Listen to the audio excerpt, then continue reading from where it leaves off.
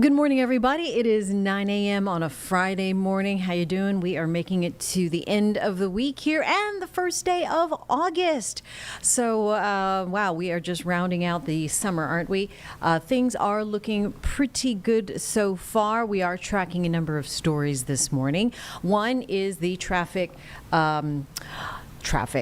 tracking, flash flooding potential got thrown It's Friday. off there a little bit. I was not invisible for a second. So we are tracking flash flooding potential, and that's why we are weather impact alert.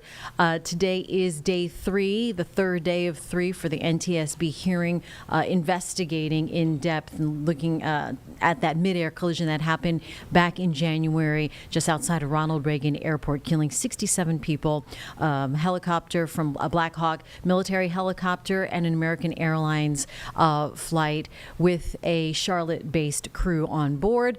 And yesterday, if you were with us at all, we were following the SpaceX Crew 11 launch. Well, they had to scrub it, sure enough, as you're looking live right now. So this is take 2 on a Friday. What are we looking at? Maybe 11:09? I think it's 11:43 is the launch target. And All if right. it doesn't happen today, apparently it's already going to try again on Saturday as well. They just so keep we on keep trying. going for it as Little best Cape as they Canaveral. can.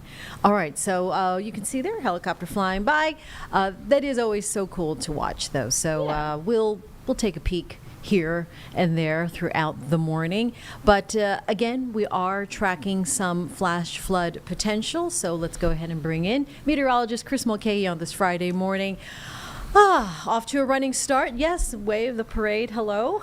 Yeah, I've been wanting to show off my princess float wave for a while. Looks so pretty It's good. cute. yeah, thank you. I appreciate it. It's all about the cup hand. Yeah. Yep. Very proper. Thank you. We appreciate Very it. regal.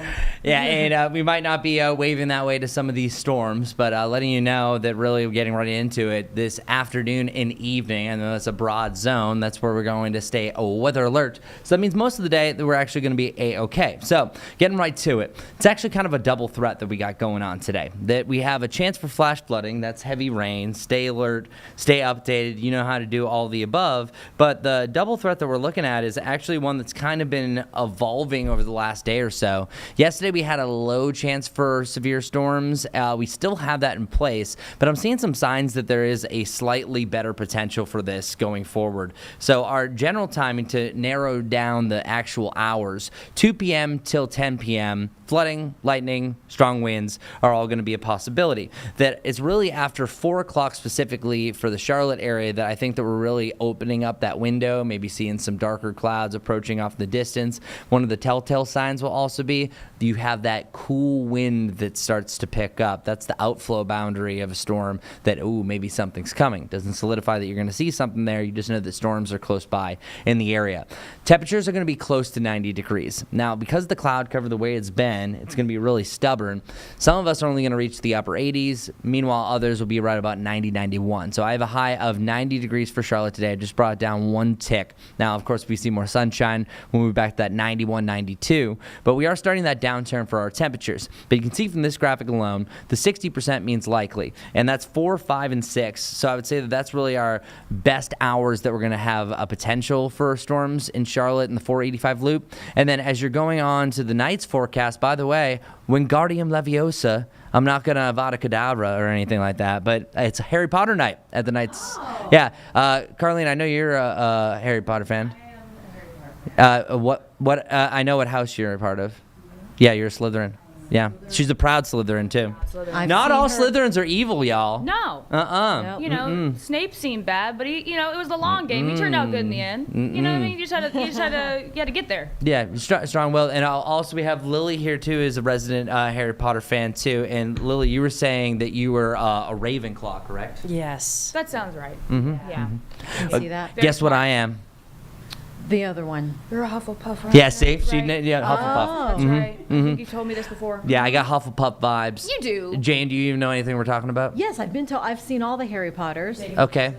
I have not taken the quizzes. I went to the Harry Potter at Universal. It was great. It is very, very good. Very overwhelming, great. really, My really eyes. cool. The I feel like castle. you're Gryffindor. I do too. I think you're totally a Gryffindor. The wise one. No, the wise one's Ravenclaw. Gryffindor is really Strong moral you're not, fiber. Yeah, Good yeah. people. Oh, okay. Harry Brave, Potter courageous. is Harry Potter. is Yeah. a Gryffindor. Yeah, that makes sense. Yeah, no. Well, makes sense. so technically, we have I'm Gryffindor. everyone in everyone the represented. Hogwarts house here. Yep, we're here. We're all If here. you don't know anything about Harry Potter, I'm sorry for wasting a minute of your life.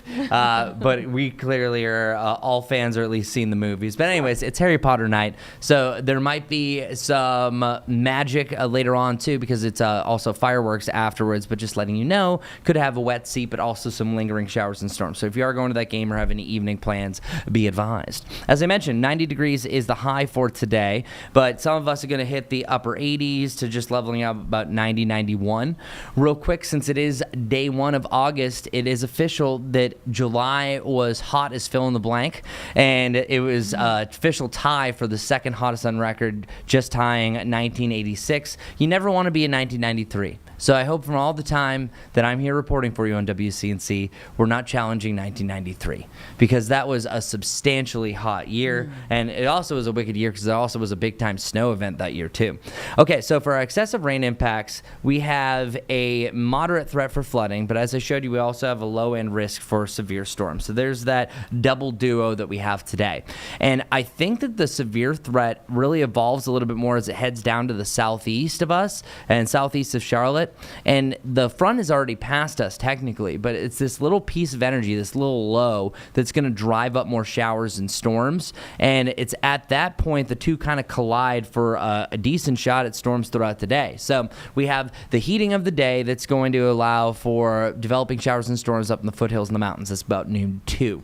Then about 2 to 4, we're starting to see them slide down to the southeast. Now, this window, and that's why I had 2 to 10, is potentially opened up later, because I am seeing some signs that if the development of that low comes later, that we go most of the afternoon without a storm chance, and then you move this back by about 2 hours max. So that would mean that this line that you're seeing here is about 6. So kind of give that there's what's called a standard deviation by about a couple of hours, but you can still say in general, late afternoon to early evening, that's your bread and butter. That's where I think we're seeing most of the storms. Notice what happens here. So this is interesting. I want to bring up my good old pointer tool, because I don't have a green screen here. So notice this line of storms right here. You're starting to see some notches, a little bit of bowing. We'll move it a little bit further, and then it turns into this.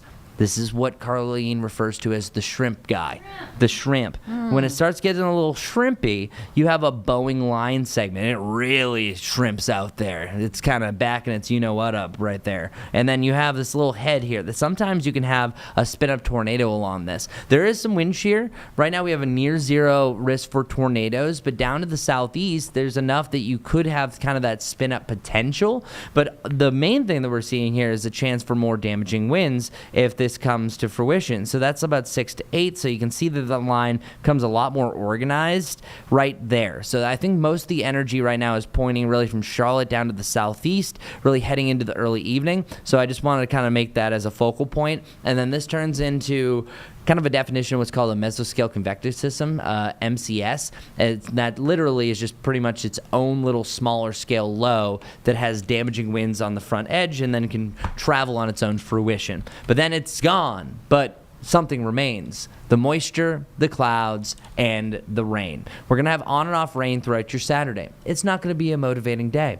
Board gamers, this is a perfect stay-in and board gamer type of forecast, because I think we're also in the morning going to have some mist and some drizzle and some fog, but we will also have some dry spots. So if you're talking about just a cloudy sky and it's dry and you're dodging in between the rain, that's a great time to finally walk the dog if you haven't wanted to do it when it's been this hot. That's the first time to go out and maybe do some yard work that you don't have to worry about feeling 10 to 15 degrees hotter in direct sunshine. So there's a lot of silver linings here. If you're one that is driven by the power of the sun, then be lazy. Seriously, take advantage of these times. But it's this cloud cover that's going to make you feel so much cooler. 77 degrees, that is substantial, and then we'll have a on and off rain chance heading into your Sunday.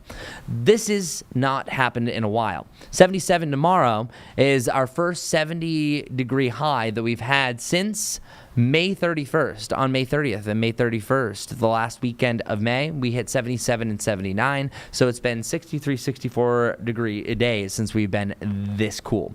After tomorrow, we can expect those temperatures to try to come back up. The best case scenario I have for you is that the clouds and rain break middle of the afternoon and you actually have some sunshine to end your Saturday. That would bring temperatures closer to 80. But I think that happens on Sunday. Sunday, I still think you could have a passing shower, but you start to see at least a cloudy sky look brighter, and then that cloudy sky that I think that's brighter eventually could give way to some spots of blue. But I've seen cases, scenarios like this all the time that we're calling for a completely cloudy day, and the sun does come out tomorrow. There'll be sun. Then heading into next week, we have the lower 80s. Right now, preliminary, because we usually do pick of the week for like a Monday through Sunday basis. Right now, I'm trending that Monday is our pick of the week, because 83 degrees, mix of cloud and sunshine, the usual pop-up shower thunderstorm, but it's also feeling a lot drier. This is going to be a substantial difference. So I want to show you this chart right here. Where we've been has been just absolutely downright muggy.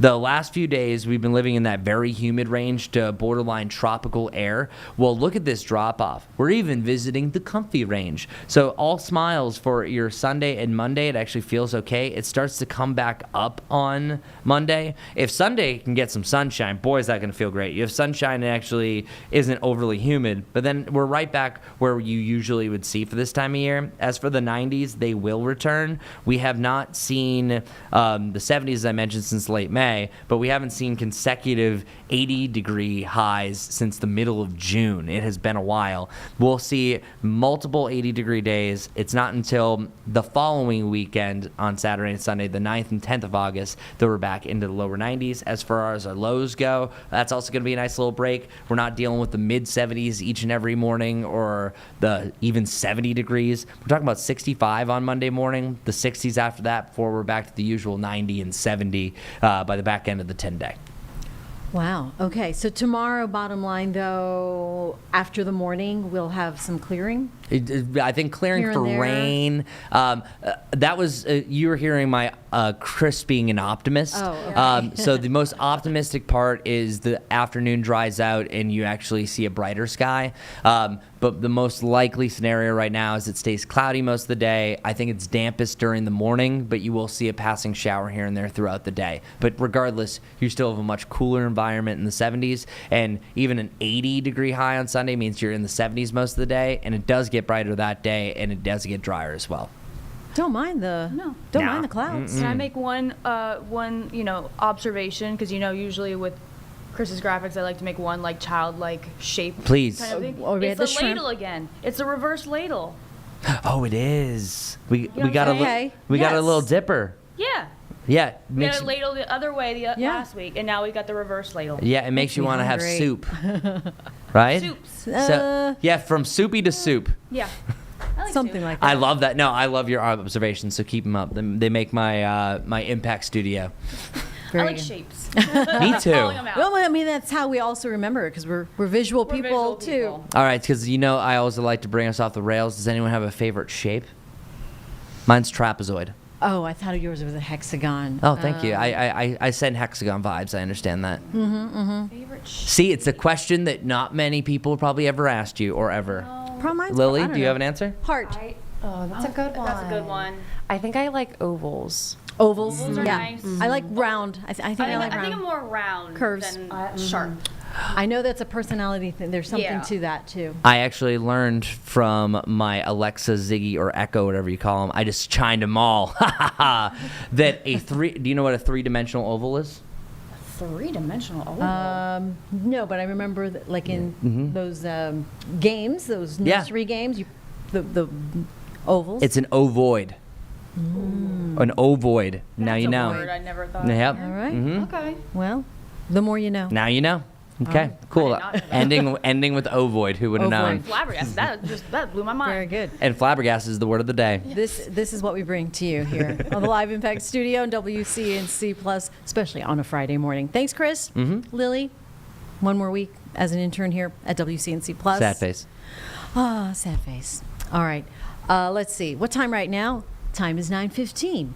And we have been covering in-depth interviews with superintendents, particularly for South Carolina, because you guys are beginning school on Monday. Monday I morning. can't believe it. Bright and early. Bright and early. And so, with that, I interviewed Gray Young. He is the new superintendent for Fort Mill School District, taking the position officially announced 1st of July. So, it's been one good full month. He is getting ready for Monday, making the rounds already this week. We did have a moment to catch up, catch his breath, and have a conversation on what he's looking forward to. So we'll play that for you here now on Live Impact News on WCNC Plus. Ray Young, Yes, ma'am. Superintendent Young. How does that sound to you? It sounds great. I love this community. I love this school district, and so I'm happy to lead these people here. Our school district was built upon our people and prioritizing those relationships, and it's just such an honor to work alongside these people to do what's best for our students in the community. What are you looking forward to most in this role?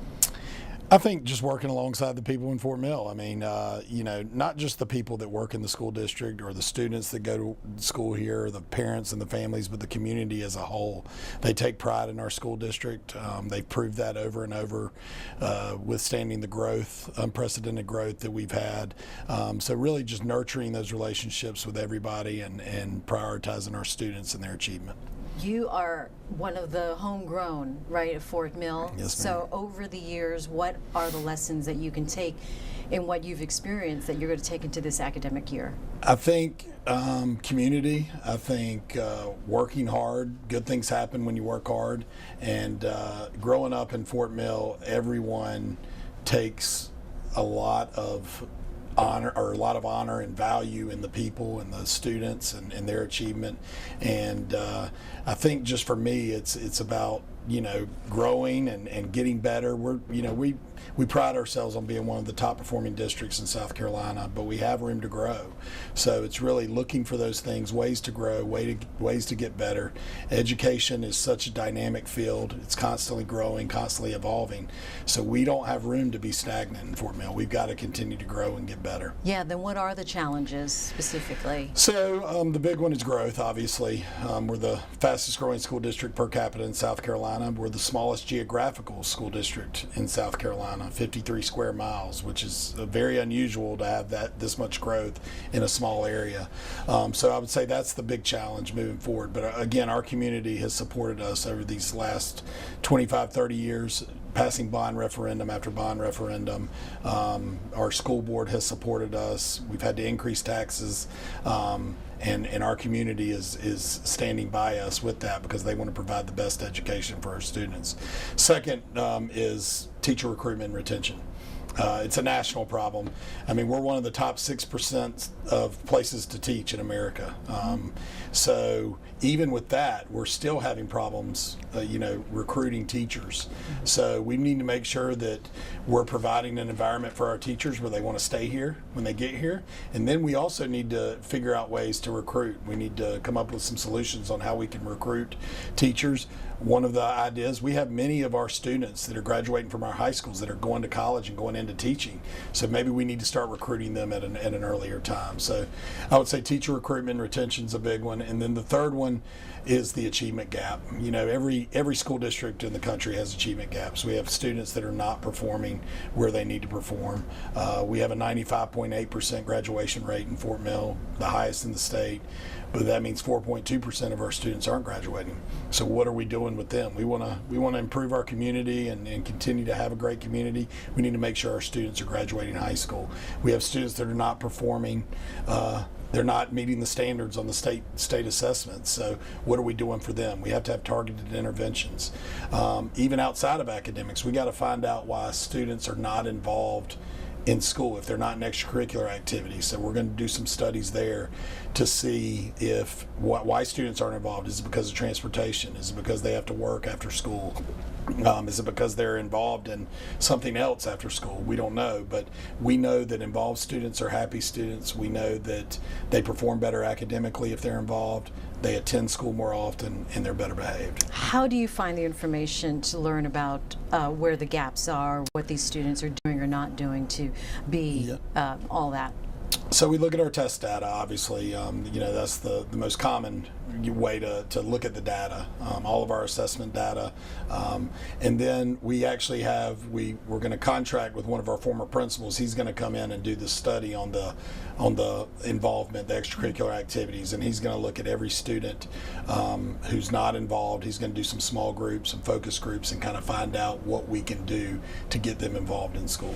Let's go back to the teachers being so attractive to work in Fort Mill. What do you attribute that to? I think, again, our best recruiters are our current teachers because they love working here. We have great school administrators that work hard. Our teachers work hard, our support staff. Obviously, we want to continue to increase pay because they deserve to be paid more. So I think it's a combination of a lot of things. I think it's just the environment and the culture that we have here, the family culture in Fort Mill. And I think our current teachers enjoy working here, so they're recruiting teachers from other districts as well. For any prospective new teacher, what is your message to them? What do you want to say to them? Enjoy it, love on kids, remember their why, remember why they got involved into this field. It's because they love working with young people. And there's tough days as teachers. Teaching, it's not an easy job, and you have to come to work every day and be on and be ready to give your students everything that you have. And that can be hard to do day in and day out, but if you remember why you got into this profession is because you love working with young people. That's why I got into the profession, and I think that's very important as they move forward. To families and parents, what is your message to them, and what should they expect from each other with any changes here at the school district? Absolutely. I think our families, they're so important. They're vital to the success of the student. So I think collaboration is the key. We've got to make sure that we're collaborating as families, students, teachers, administration. We're all collaborating to find the solutions that are best for their student. Every student has individual needs. We need to make sure that we're communicating with our families, working together to make sure that our students have everything they need to be successful. We have to talk about AI. What are the plans? I mean, we can cover so much with just AI, and how do people start thinking about that, wrapping their heads around it? it's kind of hit us in the face this last year, really. Yeah, it really I mean, has. it's really when I kind of started hearing about it. But AI is obviously the next new thing in technology. So we definitely want to learn and grow as much as we can with AI. We want to know how can it possibly help us as we educate our students, even as teachers and staff, but also help our students as they move forward. Is it already built into the curriculum? So we do have computer technology curriculum that is obviously addressing AI, but we're continuing to monitor that, and we're going to continue to educate our students and our staff on best practices with using artificial intelligence. How about your thoughts on cell phone bans, especially in light of so many Well, yeah. lockdowns and Yeah. other incidents around the country? So I think we have great plans around that. I will say I enjoyed, this year I didn't know how it would go because we implemented it. We were one of the first school districts to implement it at the beginning of the year in South Carolina. So we implemented it right away. I was kind of nervous. I'm like, oh God, how's this going to go? We're going to have a lot of cell phone violations, and we had some. But it was interesting to see when you're walking around, especially the high schools, and like at lunch, for example, we used to allow cell phone use at lunch, but then they couldn't have them at school at all this year. So when they are not using cell phones, it was amazing to listen to the conversation going on in the classrooms. It was amazing to watch kids walk from class to class, talking, communicating with each other in the old-fashioned way What do like you know? we used to. It's kind of exciting to see them have to use those communication skills. I think they're gaining valuable skills by not using their cell phones. And cell phones, obviously, there's some things about them that are great and we need to use. But I think in schools, our students are really learning a lot by not having them. There's paying attention more, better behaved. And I think it cuts down some of the problems that we've had in schools in the past. Along those same lines, when it comes to parents getting involved with their kids' education, what they're going through during the day, communication from teachers or the particular school or the school district to parents in a timely manner, what do you say? What do you have in the works? I think the communication aspect of it's so important, and we always ask parents to call the school.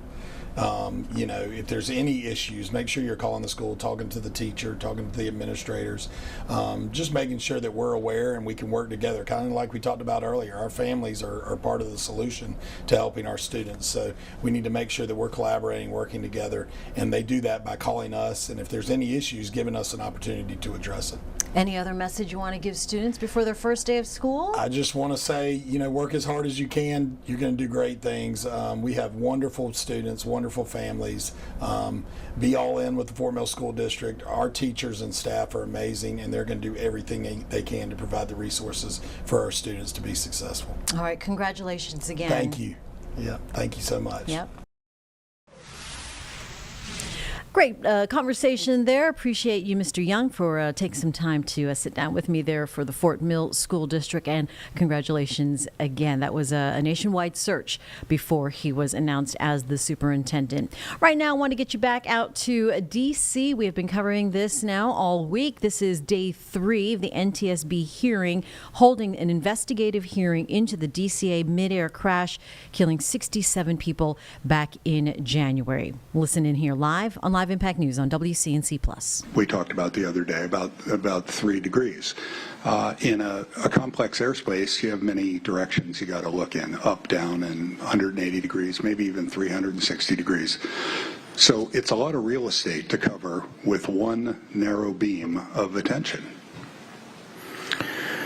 Okay, and what does human factors research say about how good pilots are at detecting other airborne traffic that they aren't necessarily expecting to see?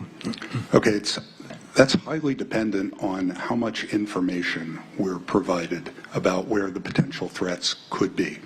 There's a classic study done about 35 years ago that asked pilots to just operate normally and were given no heads up at all about any intruder aircraft that might come their way. And what they found was pilots spotted just a little more than half of those intruder aircraft. And to be clear, they missed almost half of those, given no clues, given no heads up that anything was coming their way. Wow. Why is it so hard to notice an intruder target?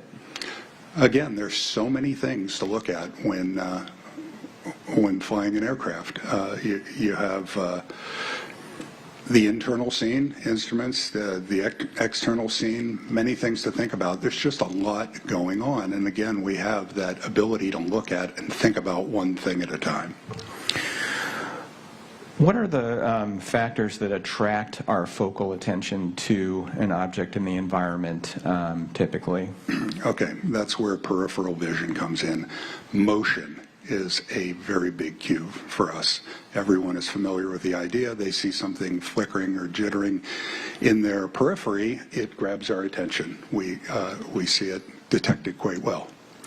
Okay, when two aircraft are on a collision course flying a relatively steady heading, the opposite target will appear to be relatively stationary in the pilot's visual field. How would that impact the ability to detect the target?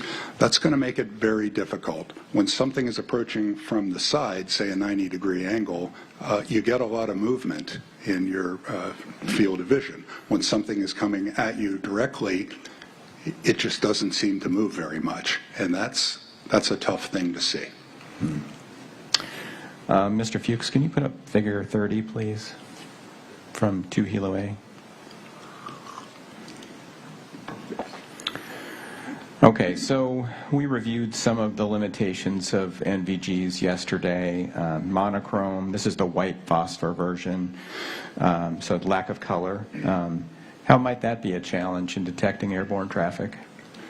Well, there are many challenges there. First of all, there's no color. So any aircraft that is oriented at an angle toward me, I'm not going to be able to see their navigation lights, the red and green navigation lights, which could help me understand how they're oriented and which direction they're coming. Also here, it makes it difficult to know what is what we were calling cultural lights, stars, and aircraft. We just discussed that an aircraft coming at you does not appear to move in the visual field. Well, neither does a star and neither does a building. So this makes it very, very much a challenge.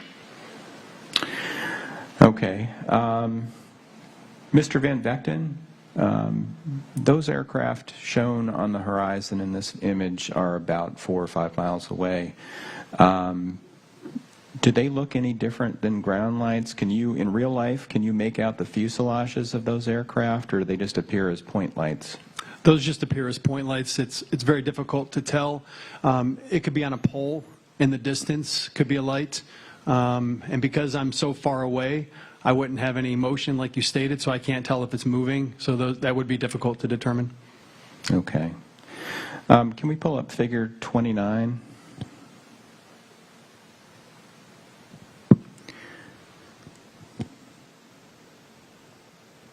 Okay, so this is about a mile away. These are images taken from the green and the white NVGs. The acuity is reduced by the use of NVGs, so you see they look a little bit blurry. It's about 20/40 for the green, 20/25 for the white. Can you typically make out the shape of the aircraft at this distance? No, I cannot. Okay. How does that impact your ability to differentiate airborne targets from ground lights? We have to use scanning and viewing with the naked eye. So continuously moving your head to try to get some type of relative motion to the object that you're looking at to determine if it's moving or if it's stationary, and then looking with the naked eye to possibly see an anti-collision light, or like the doctor stated, the red or green lights. So in aviation we have a term, right on red return. So if you're looking at an aircraft and you see a red light on the right side, that means it's returning towards you, and that's how we use the red and the green position lights to determine the track of the aircraft. But how do you do that when you're looking through the monochrome NVGs? You have to look with the naked eye to try to see the red and green lights. Do you usually flip the goggles up or tilt your head? Or? No, you look side to side or look underneath the goggles. Okay. Okay. Good morning, everybody. It is 9:32, just after 9:30 on a Friday morning. We'll get back to the NTSB meeting here on Live Impact News on WCNC Plus. We appreciate you having the WCNC Plus app to your smart TV, Roku, Fire, or Apple. Right now, we want to talk about something really interesting that's coming up. North Carolina's manufacturing industry getting ready to showcase its innovation again. It's the 6th year that the North Carolina Chamber is hosting this popular contest. It's called Coolest Thing Made in NC Contest. And joining us right now live is Gary Salamito, President and CEO of the North Carolina Chamber. Good morning, Gary. Thanks for joining us. Good morning, Colleen. It's great to be here. It's one of the most exciting days of the year for the North Carolina Chamber, for sure. I love to hear it. So talk to us about how this contest evolved.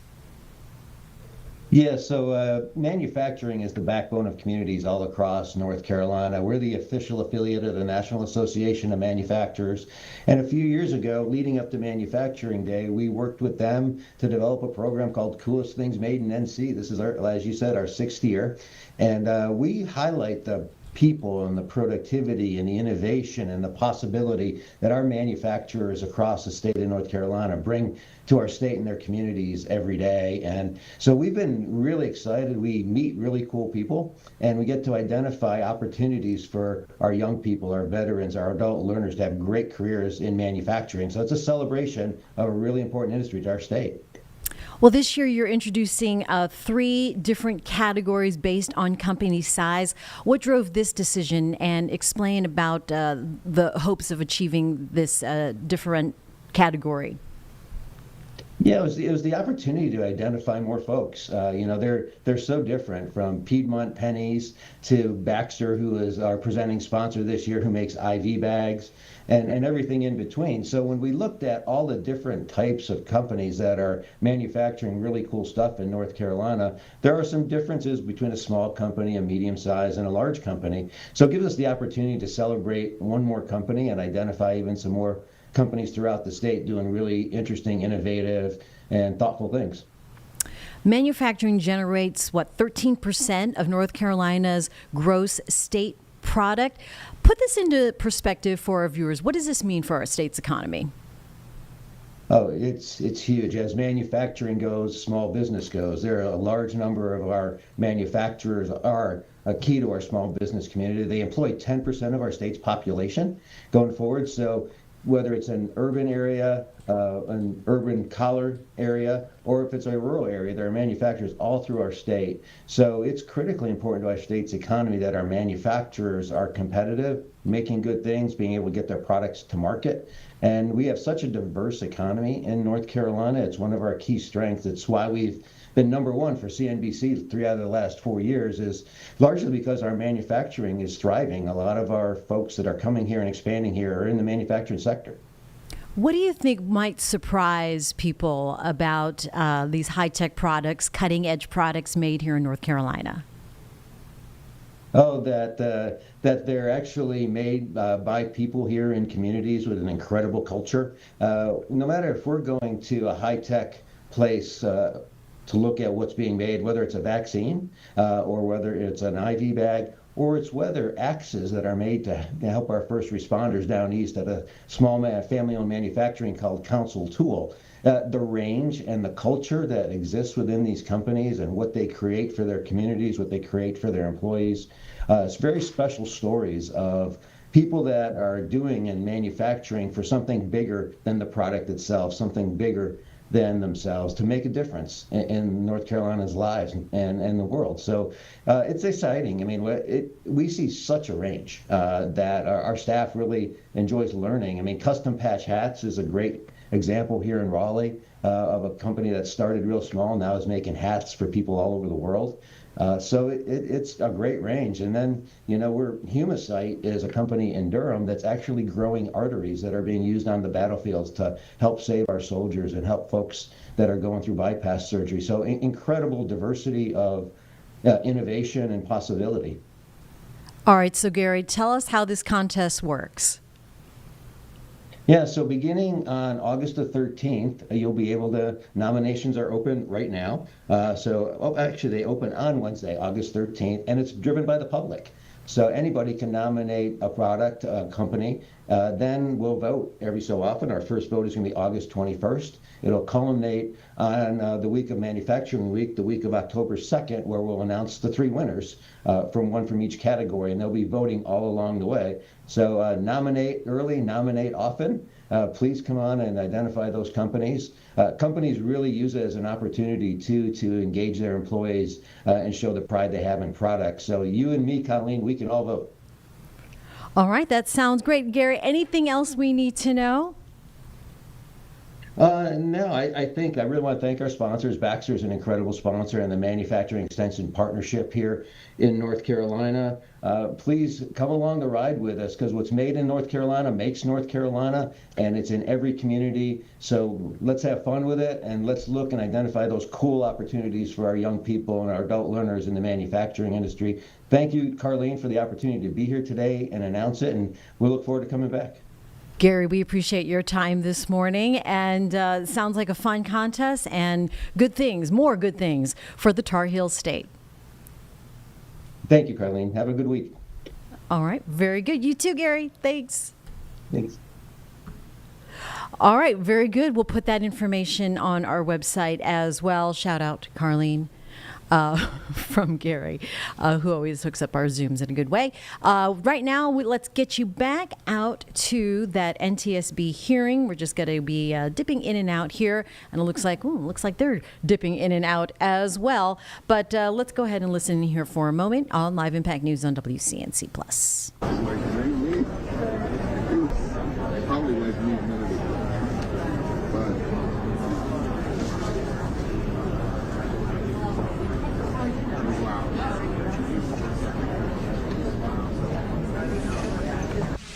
As they take a break here on Live Impact News on WCNC Plus, we are following NASA's coverage, of course, of Cape Canaveral. Yesterday's SpaceX 11 crew, that launch was scrubbed due to too many clouds in the sky. So just minutes before their 12:09 scheduled launch, they had to scrub that. So today is take 2, if you will. And it looks like it's T-minus just over 2 hours there. We are going to dip into NASA's live coverage as they go through, again, their pre-launch protocols. They are scheduled to launch this morning at 11:43 local time. Let's listen in here on Live Impact News on WCNC Plus. Are led by Crew 11 Commander, NASA astronaut Zena Cardman. She holds a Master of Science in Marine Sciences from UNC Chapel Hill.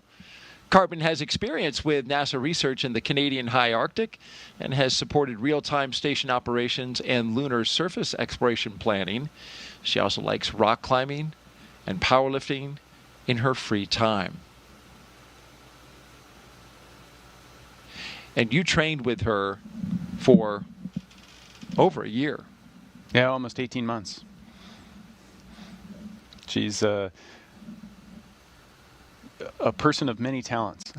But most importantly, she's got an infectious personality. Her positivity and she's just a fun person to hang out with. It does. It radiates from her. It does. Yep. You know? Yep. And that's, if you're going to be in a capsule for 15 hours or 20 hours or 40 hours, or you're going to be in a station in close proximity to somebody for 6 months or more, you want somebody that you enjoy hanging out with. And I certainly enjoyed our time together when she co-hosted our launch broadcast for Crew 9, when we watched you, Nick, go up into space.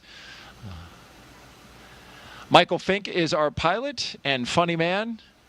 Only, according to him, the only second funniest crew member aboard. He is a veteran of 3 space flights. Fink has completed 9 spacewalks, totaling 48 hours and 37 minutes of EVA time. He spent 382 days in space. Fink is a certified pilot for Boeing Starliner and SpaceX Crew Dragon, as well as a co-pilot, flight engineer on Soyuz, and a mission specialist on the Space Shuttle. Fink enjoys spending time with his family, traveling, geology, and learning new languages. Equally, somebody that's enjoyable to hang out with. That's true. It's, you can say that about all of this crew. Just Dragon great SpaceX, people. we had a good side hatch leak check. Dragon copies. Good leak check. Great news. That is great news. That is. And so that means that the crew is sealed up inside, safe from the hostile environment of space once this Dragon spacecraft gets into Dragon SpaceX, gets more into awareness. orbit. We are commencing health check for a launch escape system. Expect momentary flight computer state change, followed by a transition back to pad hatch closed. Dragon copies. We'll monitor the flight computer state changes.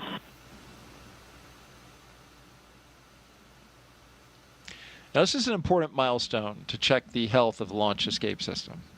Yeah, absolutely. And we're doing it well in advance of when we would turn on the launch escape system and activate it at about the T-minus 45 point before you start to add your propellant and your oxidizer to the rocket. You want to do that early, so if there is any issues you need to troubleshoot, you've got time to do it. So this is the early checkout of that system.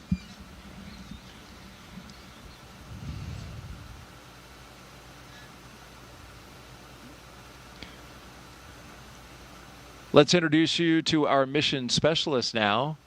Kimiya Yui is the JAXA astronaut on board. He's Crew 11's mission specialist, and with 142 days in space, this will be Yui's second trip to the space station. Yui flew as a flight engineer for Expedition 4445 and became the first Japanese astronaut to capture JAXA's H-2 transfer vehicle.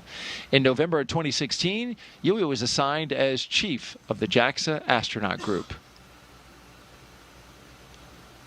And when you think about his history, capturing the H-2, the HTV, it'd be pretty spectacular if he could capture HTV-X as it comes up. Absolutely, and that's the plan. So if HTV-X, which is Japan's newest vehicle, which is going to start docking with the space station, if it all works out, JAXA is really hoping that he'll be at the helm of the the Canadian arm, which will grapple the spacecraft and bring it in to space station. That'd be fabulous. The international aspects of the space station can't be, you can't overstate the importance of it. It's just the way we're able to collaborate and cooperate together, using the Canada arm to grab a JAXA vehicle. Dragon and SpaceX 4 spectacular how we work together. Both Dragon and Falcon 9 are healthy, and we are looking good for the count. The main watch item is going to be what we briefed you in the weather briefing earlier today, which is the probability of violation at 40% due to weather at the launch site. That is the same as the weather briefing, but we are going to keep an eye on that as the count progresses. Copy. Healthy Dragon, healthy Falcon. Our watch item is weather, which, as briefed, is 40% chance of violation. We'll be monitoring. Crew will be ready to go.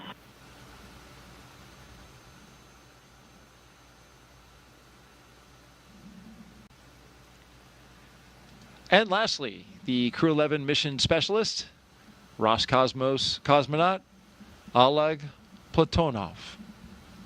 This will be his first trip to the International Space Station. He graduated from the Krasnodar Higher Military Aviation School of Pilots with a degree in engineering and military rank of lieutenant. He is married with one child, and he is taking a toy from that child. Who the child is good that with sounded terrible. It doesn't. He has taken his children's toys, but he's taken it into space. If we Here, finish I'm going to the take thought your there. favorite toy away from you. Is this your favorite? Okay. No, and that's one of the cool things that we're allowed to do is take little mementos that we can take that remind us of our friends and family and loved ones, and then we, at the end of the day we get to bring that back to them, and then his child's going to be able to hold that dear the rest of their life. It really has to be special. I have a young son, and I look at his toys with nostalgia. right? I see him play with them. I see how much they mean to him. And then to add that additional sentimentality to it that's just cool.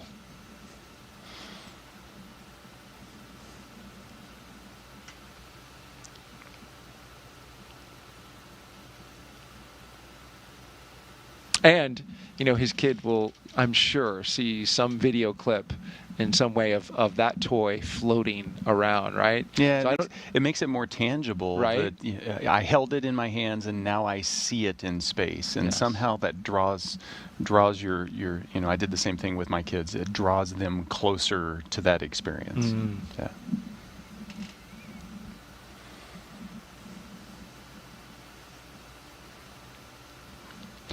So the vehicle's clean, everything is tracking well, and we're waiting on a weather update. I propose we focus on the 60% go as opposed to the 40% probability of violation. It seems more glass half full to me. It does, doesn't it? And we that's what we put on our graphic. We put the go. Officially, it's given to us in a POV. And I understand that. Statistics are the way they are for a reason. That's right. But Nick is positive thoughts today. He is doing his best with the positivity here, and I appreciate it greatly.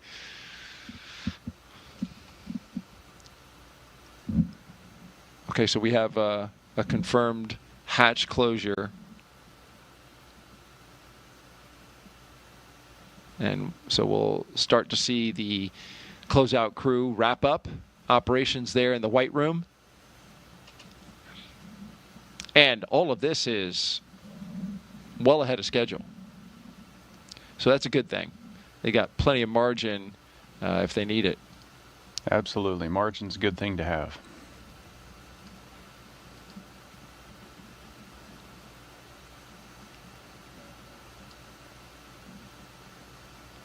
How about some more social questions? I love it. Let's do it. Yeah, keep them coming, folks. You can do it with hashtag AskNASA through the various platforms, Facebook, X, YouTube, and Twitch. Our next question. Abigail C3 asks, are there any space, quote, pioneers that have inspired Nick during his career or leading up to it? Did you have mentors at NASA? Well, let's take the first half of that question and talk about the pioneers. Yeah, pioneers. I read lots of biographies, autobiographies, as I was growing up of, the Apollo generation, the early space program. I was fortunate enough on my first space flight, actually before that, after I'd been selected at NASA, every couple years we have a reunion where all the current astronauts, former astronauts gather together, and I got to meet Michael Collins, and he is somebody that I had always looked up to, and it just. If you read his book or you just read his history, for me, he was the epitome of, we said it earlier today, it's not about the individual. You do the job that the mission requires you to do, and to be part of the crew that landed on the moon, that first landed on the moon, but be the only member that, and that's an example that sticks in my mind. And during my first flight, he came to Mission Control, and I was able to do a downlink and chat with him. Oh, wow. So it was a full circle moment, and something I'll never forget. Michael Collins, of course, was part of Apollo 11, which launched in 1969 and helped land the first man on the moon for the United States. But as you mentioned, he was called at times the loneliest man in the world, because it was his job to stay back in the capsule while Neil Armstrong and Buzz Aldrin descended down to the surface of the moon and got the white hot attention of the entire world. Yeah. when they walked on the moon. And there was Michael Collins, steady, waiting for them to get back. Taking care By of the himself. ship. Taking care of the ship, making sure that that he was ready to receive them when they came back. And then what about now? If you can share, do you have any mentors? Well, the astronaut office is such a close group. You get to interact with so many people. So, I can point to today's crew. So Spanky's been part of the office since I showed up. And This is Mike Fink. Yeah, and he has, been there as kind of this force helping shape the commercial crew program. And, just being able to watch that. And we have a similar background. I was a Air Force flight test engineer before I transferred over to the Space Force a few years ago. And he was an Air Force flight test engineer. And so we had a similar military background. And so there's lots of those touch points inside the astronaut corps. And so we work together to make each other better.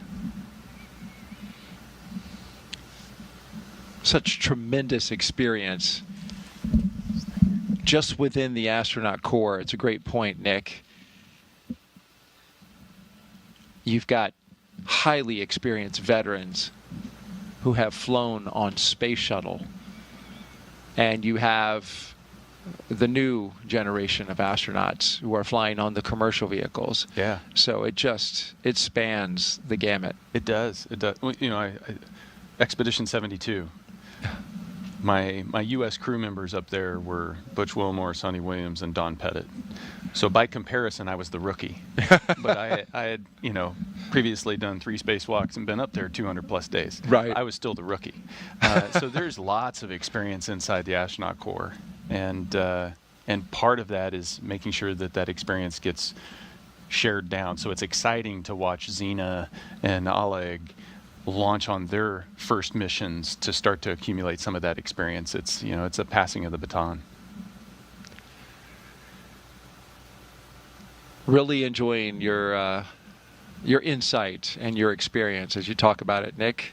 Astronaut Nick Hague here with us, commander of Crew 9, also flew on Soyuz. We are T-minus 1 hour and 49 minutes and counting until the liftoff of NASA's SpaceX Crew 11 mission. We have 2 astronauts and 1 cosmonaut inside of the Dragon Endeavour atop the Falcon 9 rocket from Launch Pad 39A at the Kennedy Space Center in Florida. Of course, they are headed to the International Space Station to help maintain the orbiting lab. Once on board the International Space Station, Crew 11, as you see there, will become members of Expedition 7374. They will conduct research to develop the production of nutrients in space, such as vitamins. They will also evaluate mass-producing human-induced pluripotent stem cells, or iPSCs, to develop cell-based therapies for diseases such as cancer, also as a possible alternative to antibiotics. Crew 11 will test phage therapy to treat bacterial infections.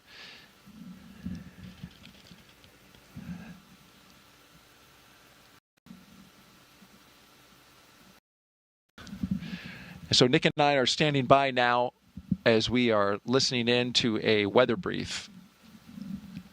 So please stand by.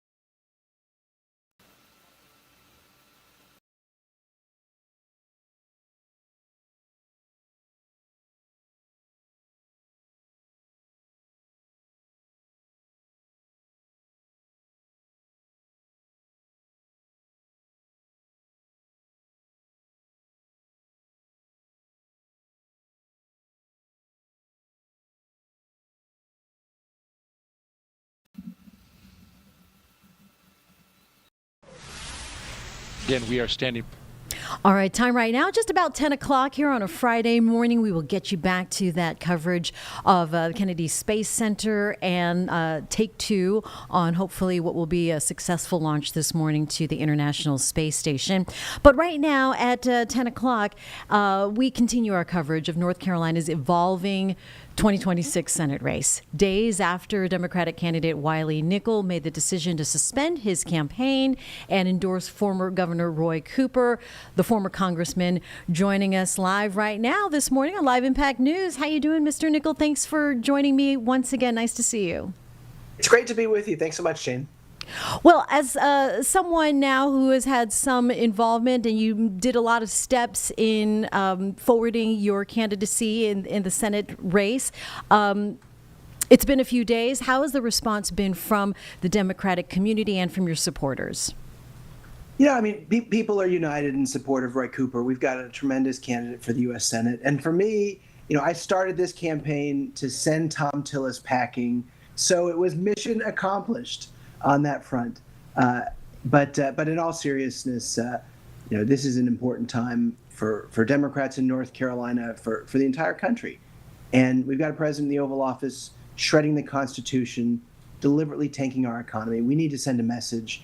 And in this moment, Democrats are united, myself included, in support of former Governor Roy Cooper. He's going to make a great U.S. Senator. You've had some time to reflect now. Was this decision something you've been considering for a while, or was it Governor Cooper's entry into the race that prompted a quick response? No, I would love to be continuing my campaign for the U.S. Senate, but when Roy Cooper got in the race, we had to decide what's best for the Democratic Party, what's best for the country, and having a united Democratic Party at this point gives Governor Cooper a huge advantage in making sure that we do everything we can to send a Democrat to Washington. And that, for me, was a big part of the decision, and something that I think matters for everybody in North Carolina. How about personally? Was there any difficulty in stepping back from something that you have been working towards? Yeah, I've got so much work I want to finish in Washington, and it's a step back for me, but I think it's a step forward for the state of North Carolina to make sure we have a united Democratic Party in support of Roy Cooper for the Senate. But there's still a lot more work left to do. I'm going to find another way to serve, but at this point, I'm very happy with the decision, and I get to spend more time with my family over the last few weeks of the summer too, which is a big plus. Oh, exactly. Yeah, you got to look at all of that because it is a balance of life. You've worked with Governor Cooper in the past. What do you believe his biggest assets will be in the Senate race and with his experience in office if he does win? I served with him in the North Carolina State Senate. During my time in the Senate, he didn't have a single veto overridden. That means Democrats had a seat at the table to do important things for our state, like investing in public education and making sure we get affordable health care to hundreds of thousands of North Carolinians. Those are things that I'm proud of. Governor Cooper was a big part of all of that. Served with him during my time in Congress as well. We worked on a lot of federal issues together, and he listens. He understands these issues. And as governor, he made us the #1 state in the country for business. That's a big deal. We need more bipartisan leaders like Governor Cooper who are going to bring this country together rather than pull us apart. The Republican primary is shaping up to be quite competitive now. From your perspective, what should Democrats be watching for as that race develops? Well, it's something that should really concern anybody who's watching what's happening on the Republican side. Donald Trump has handpicked big oil lobbyist Michael Whatley, and the choice is really clear here. There is not going to be a Republican primary. Donald Trump has just chosen his candidate, and he's chosen someone who's not going to serve North Carolina. He's someone who's going to go to Washington, if he's elected, only to serve Donald Trump, and that's bad for our state. We need somebody who's going to be fighting #1 for North Carolina, not for what's best for Donald Trump, and that's what we're seeing here with the Republican Party under Donald Trump. It's not about policy, it's not about issues, it's about blind loyalty to Donald Trump, and that's bad for our democracy. North Carolina has been trending purple, but remains challenging for Democrats nationwide. What does Cooper need to do differently than past Democratic Senate candidates? What I think he needs to do is continue what he did as governor, and that's focus on economic issues. And Republicans are giving us a huge opening here. Trump campaigned on tackling inflation and bringing down costs, and he's done exactly the opposite. His policies are totally just about screwing working families. And on the other side, we've got Democrats who are saying we're going to bring down costs. The Republicans passed a bill that gives massive tax cuts to billionaires and the super wealthy while stealing health care from over 600,000 North Carolinians with Medicaid cuts. That was a big part of the reason why Tom Tillis got out of the race, because of these horrible cuts for North Carolina. So it's a simple message. We're fighting for working families. We're trying to bring tax cuts for middle-class families. Donald Trump and his big oil lobbyist friend Michael Whatley just want to raise taxes on middle class to give tax cuts for the billionaires. These tariffs are going to cost $3,000 or $4,000 a year for every single family. That's not good for our state. It's a huge contrast here, and what Governor Cooper needs to do is make sure he continues to focus on those economic issues and what's best for working families in our state. You're obviously going to stay engaged with this endorsement. How hands-on are you going to be in Cooper's campaign? I'm going to do all I can to make sure he's successful. We need to send him to Washington. I'm meeting with him on Monday. We're going to talk about all the ways that I can help. But, I think the simple message here is that Democrats are united behind Roy Cooper, and we got a great chance to flip the Senate seat. But it hasn't been done in quite a while in North Carolina. In the last 40 years, we've only sent 2 Democrats to Washington for single-year terms. So it's going to be a tough race, but it's one that, I'm excited we got a great candidate to get us over the finish line. All right. I know you're not ready to talk specifics about what's next specifically, but we know you're going to be involved. What else do you want voters to know? I'm going to continue fighting with every ounce of my energy to make sure we elect Democrats up and down the ballot. There's another office I'm taking a look at. I'm going to take a few weeks for some summertime with my family, but we'll take a look and hopefully have a decision about how I can continue to do the work I started in Washington and continue to serve folks here in North Carolina. Wiley Nickel, thank you for making the time this morning to join me here on Live Impact News. Appreciate the conversation as always, and I expect it's not our last. Thanks so much. I'm happy to come back anytime. Okay. Take care. Enjoy the rest of the summer with your family. Thanks so much. And at 10:05 here on Live Impact News on WCNC Plus, we thank you for watching and joining us here every morning as we bring you discussions just like this with Wiley Nickel, the former congressman and now former Democratic Senate candidate. So we'll see what his next step will be. Back to the NTSB hearing, day 3. It looks like their break is over as they are discussing the investigation into that deadly collision outside of DCA 6 months ago. This is Live Impact News on WCNC Plus. Is airspace familiarity. That's huge. Know exactly where the aircraft are, and then, of course, secondly, active use to the extent possible, collision avoidance systems. Thank you very much. I'll pass the questioning on to Captain Stone. Thank you, Dr. Bramble. I'm going to follow up Dr. Kastner with one more question. You talked about the importance of see and avoid or having situational awareness of where the traffic is to help you acquire the see and avoid.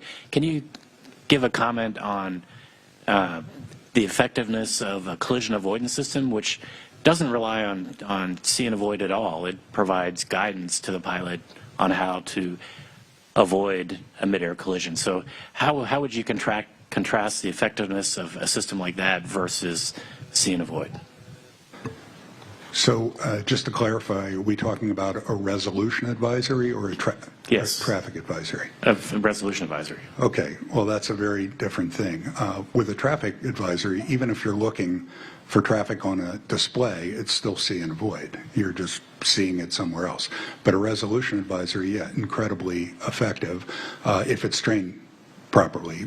We know that when you get a resolution advisory, and for that to be effective, you need to turn your brain off. You need to not wonder why. You just do it, and that's a difficult thing. Very, very well said. Thank you. Okay, I'm going to change subjects a little bit. I'm going to go to Dr. Kunze to talk about ADSB, automatic dependent surveillance broadcast. And you know, we've thrown that term around a lot over the last couple days. And could you just give us a layman's explanation of what is ADSB, out and in? Yeah, I'll do my best. Automatic dependent surveillance broadcast, as you said, stands for, ADSB stands for those words. Every one of those words is actually important. It is automatic in the sense that it automatically broadcasts information.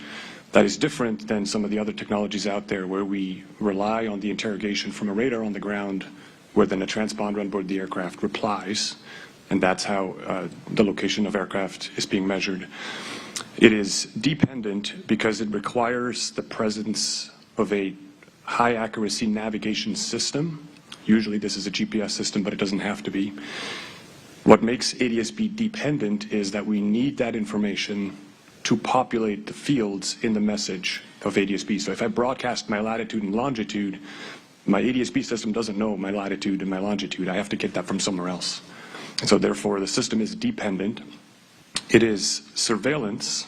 In other words, it isn't engine data. It isn't flight vehicle information system data. It is surveillance data. So latitude, longitude, altitude, velocities, aircraft information from a size and type perspective, flight ID, which is very helpful when you try to identify a particular aircraft. If air traffic control calls out, American Airlines, whatever number, you actually can now identify what aircraft that is being displayed and called out to you.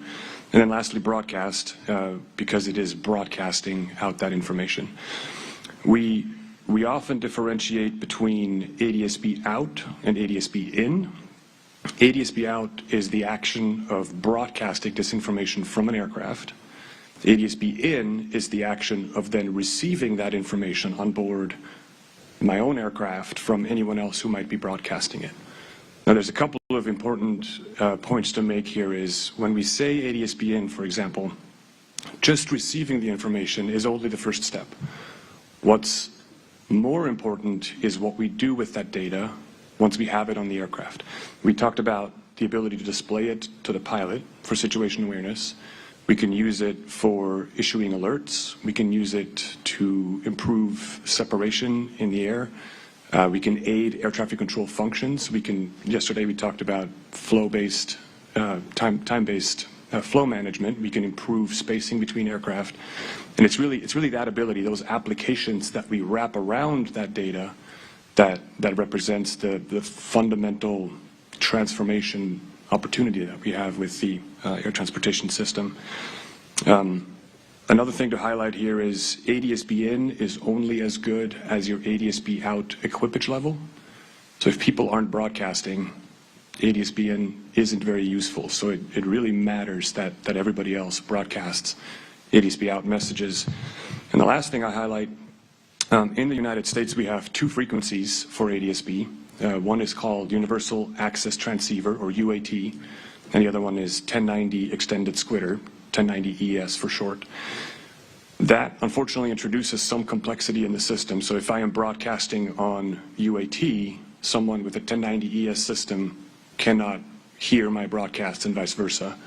And so there are some systems on the ground that help with the translation of that, but that is system complexity that makes it difficult for some aircraft to hear others and vice versa. Thank you. And I'm going to go back to the point you made just your second point ago, and that was it's critical how much equipage there is. And I'm going to go to Mr. Haskin and ask, what are the FAA requirements for ADSB out? When were they enacted and where do they apply? Oh, okay. Yeah, so the ADSB requirements came into effect January of 2020, and they apply in various airspaces. I don't know how much detail you're looking for, but they unfortunately get rather complex about the different airspaces we require it. But for instance, certainly in Class B airspace, which is the focus of this hearing, it is a requirement. Great, thank you. And I'm going to go back to Dr. Kunze, and can you talk about, you introduced kind of ADSB And one of the most basic levels of how ADS-B can be used is the ADS-B Traffic Awareness System, or ATAS. Yeah. Can you talk a little bit about that, and what is it, and how does it work? Yeah, so one of the benefits of ADS-B In is that it allows for a significant improvement in collision avoidance performance, collision avoidance system design. And there's a figure in Exhibit 2-Air-U uniform, page 2, that provides the larger context for collision avoidance systems, if we would be able to pull that up. When we talk about collision avoidance or conflict management more generally, there's an international framework that exists where and this is harmonized via ICAO. So this is a global framework that is used when it comes to keeping aircraft apart from each other. So this is the same in Europe, in Asia, in the United States. It's harmonized via ICAO, the UN body by the name of International Civil Aviation Organization. And it consists of 3 layers. The first layer is meant to keep aircraft apart by structuring the airspace and routes in a way that is inherently safe. That's the first layer. This is not something that really manifests during the flight itself, but it's something that happens primarily before the flight. The second layer is ATC separation or remain well clear actions by the pilot during the flight. We talked about this a lot yesterday, so our conflict probe, our air traffic control separation support is that middle layer. And then the last layer is the collision avoidance layer. So this is now the pilot, where the middle layer is air traffic control. The last layer is legally, squarely the responsibility of the pilot. And as Dr. Kasner said, this last layer is hard for the pilot to do just by vision. The see and avoid requirement there is hard. And so over the years, we've developed a large number of systems that support the pilot in the task of the visual acquisition or the avoidance of other aircraft. And those systems, they fall into 2 categories. We already mentioned them. The first category is a traffic alerting system. So this provides alerts to the pilot on where the aircraft is. It's usually what we call a yellow level alert. So it's a caution, which requires immediate attention by the pilot, but the pilot still needs to determine whether an action is actually necessary. And then the second category of systems is a collision avoidance system, which also provides an escape maneuver. So those are usually red level alerts, immediate attention by the pilot, immediate action by the pilot. And as I mentioned, it's directive. So it tells the pilot how to avoid a hazard or a conflict in midair. So this existed all before the introduction of ADS-B, and it used a lot of the sensors that are used in these systems are effectively 1980s technology. So they ping, they interrogate other aircraft, they wait for a reply, they time how long that takes. That gives you an estimate of range. You watch range over time, and you can tell whether the aircraft is getting closer or not. Mind you, when you have range, you don't know if the aircraft is in front of you or behind you or wherever. You just have range. You have range rate by watching it over time. And in the reply from the aircraft, you get altitude. So you have 3 parameters: range, range rate, and altitude. And that's the information you have to decide whether you're going to avoid or try to do something about this aircraft in your vicinity. And this is where actually a lot of these systems struggle, because what you do when you design these types of systems, when you have that limited amount of information, you have to have fairly large protection values around the aircraft, because you don't really know where they are. And so these systems work well in en route environment where aircraft are naturally far apart. But as aircraft get closer to each other in a terminal environment, these systems tend to have fairly large rates of undesirable alerts. They alert on aircraft that you know they are there, or air traffic control is providing separation, so you don't really want to hear alerts continuously as you get closer and closer to the airport. And this is where the introduction of ADS-B really provides a significant improvement. You go from this very large volume around other aircraft to a very small, constrained environment where you now know latitude and longitude. Rather than a relative measurement, I have an absolute measurement. I know I know latitude, longitude, I know velocity, I know geometric altitude, I know pressure altitude, I know type of aircraft, I know direction because I know the heading of the aircraft. So now all of a sudden, we have an exquisite set of data that allows us to do alerting in ways that before we weren't able to do. And so that allowed us, and this was the genesis of the ATAS program, the Airborne Traffic Alerting System program. I was a grad student at the time at MIT, and the FAA, realizing this opportunity, came to MIT and asked if we would be willing to help them in the development of this first ADS-B-based collision alerting system. So to be clear, this is that first category. This is a traffic alerting system, not an avoidance system, a traffic alerting system. And so we started out with looking at the 10 years prior, all the mid-air collisions that had happened, to understand the dynamics, to understand the risk factors that actually lead to mid-air collisions. In fact, if you pull up slide probably 3 on that same exhibit, the high-level results of how mid-air collisions happened, it was 112 NTSB reports that we reviewed for this. You can see on the left where the mid-air collisions actually happen, and much to my surprise, at least initially, almost 2/3 of mid-air collisions happen in the immediate vicinity of the airport, and then about the last third is away from the airport. And the geometry between those collisions is oftentimes aircraft going in the same direction.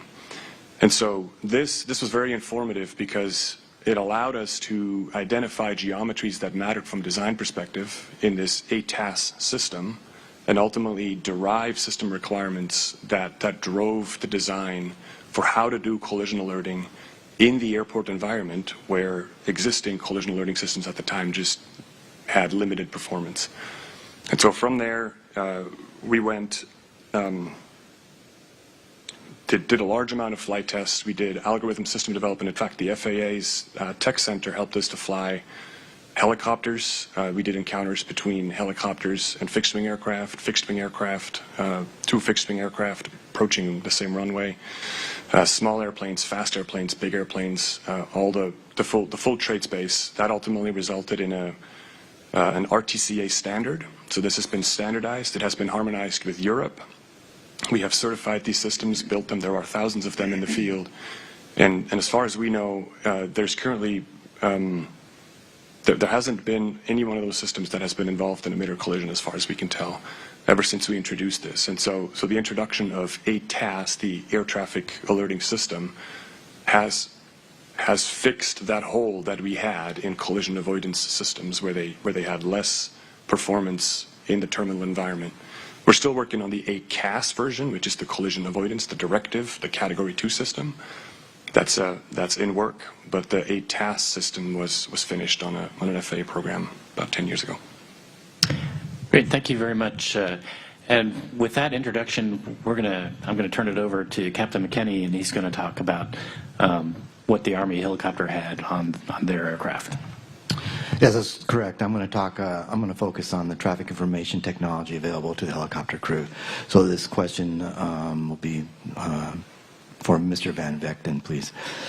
What types of traffic alerting systems were available to the helicopter crew? Organic to the helicopter, none. Okay. But they did have a electronic flight bag? So electronic flight bag would include a personal electronic device such as an iPad, and that alone does not provide any type of traffic collision avoidance. It must be paired with another external device such as a Stratus. Okay, and we know that the 12th Battalion had Stratus available to the air crews. Yes, they were available. Right, and we do believe they had a Stratus on board. Could you just describe all the capabilities of an electronic flight bag? Sure. The electronic flight bag is primarily used as a digital flight information publication bag. So all of our publications that are required for flight, we can use it for a digital moving map. So in the Lima, where there's not organic multifunctional displays or MFDs with a moving map, we can use it for that. But it does have its limitations as well. We cannot use it for a primary means of navigation. It can assist, but it's not supposed to be primarily used for situational awareness. It's not to be referenced by the pilot on the controls. And it does have its limitations, so I brought one with me. If you can kind of see it, it kind of glares. I don't know if you can see it in the light. But one of the major limitations, especially while flying goggles and NVGs, it obviously produces light because it's lit up as a screen, and that can reflect off the pilot's windscreen and prevent you from actually being able to see outside. Oh, that's interesting. Does each pilot carry a iPad EFB with them? At least 2 are on each flight. Okay. How about the crew chief? Sometimes. If I'm doing an instrument flight where I don't necessarily need my iPad in flight as much, we may pass one back. So while the pilot on the controls is flying, maintaining altitude, heading, and airspeed, we will give the iPad to the crew chief in the back that can assist with airspace surveillance. And at altitude, we probably would have an ADS-B in via the Stratus device. Right. And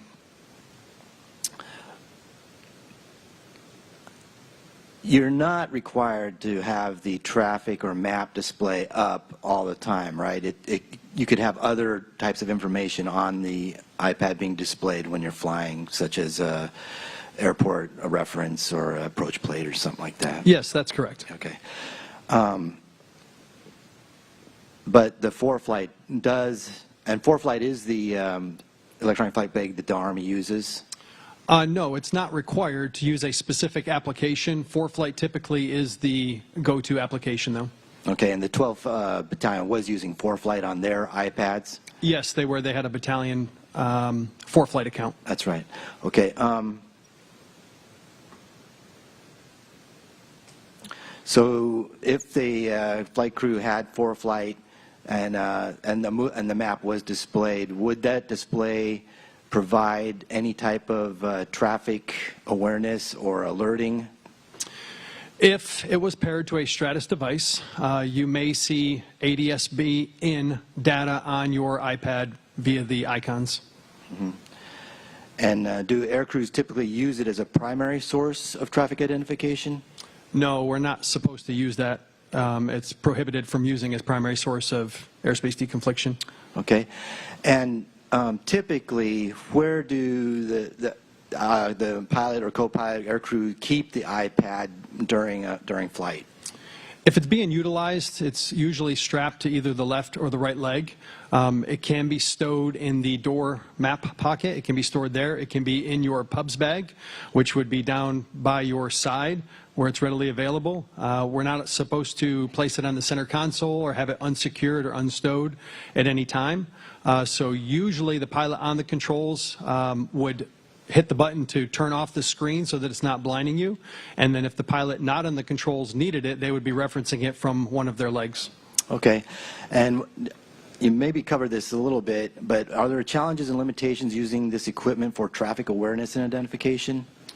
Well, yes, particularly while on the DC Helo routes, it's advised not to use it because we're flying VFR, so pilots' eyes should primarily be outside, especially when you're at low level, especially when you're under night vision goggles. Mm-hmm. And the iPad, would that be even part of the scan for the flying pilot? No, it's for the flying pilot, absolutely not. It says shall not be referenced by the pilot on the controls. Okay. And in your experience, how often have you noticed a ForeFlight traffic alert on the iPad? Yes, we talked about this. So rarely, almost never. It happened once coming off of Baltimore, passing by Martin State. I got the little icon turn red, and it kind of surprised me, so I took a screenshot of it, and that's what I sent you because I had never seen that before. Right. And, for something like that, would you report that to the safety officer of your unit? No, I was in comms with Martin State. They told me about the aircraft. I saw it. I think it got within 600 feet of going below me. I was on the helicopter route going from Baltimore to Aberdeen Proving Ground, and they were on the final approach course for the runway into Martin State. So we were all talking to tower. I was aware of them, and it wasn't unsafe. It was, I think, like I said, 600 feet below me. Okay, thank you. And if you're using ForeFlight and you have a different page up, not the map, would you get a traffic alert on that page? No, I don't believe so.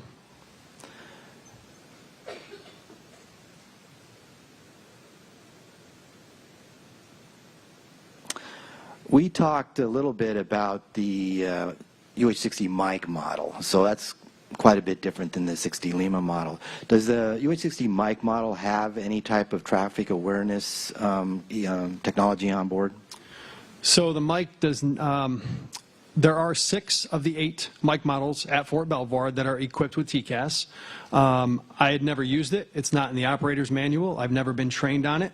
I recently started talking to pilots, and they are starting to use it now. But other than those 6 Blackhawks in my 22-plus years of flying the 60, I've never seen TCAS. Okay, so those 6, that's an additional equipment that's been installed in those particular aircraft. It's not fleet-wide, is that correct? That's correct, and they have an AWR specific to those 6 tail numbers. Okay, and the pilots flying those, are they being trained on that TCAS system? When I was there, no, we did not turn it on. We did not utilize it. It was not in our operator's manual. Okay, thank you. That's all my questions. Captain Stone. Thank you. I'm going to shift gears slightly to air carrier operations, and I'm going to go to Captain Surridge. We've been talking about ADS-B and the ADS-B displays, and what I'd like you to do is to talk a little bit about the difference, because the basic traffic alert and collision avoidance system, or TCAS, has a traffic display. What makes the display that you are pioneering on your Airbus fleet different from the standard TCAS display? Sure. If we could pull up exhibit 2 Air Whiskey. And I think that was the slide. That was it.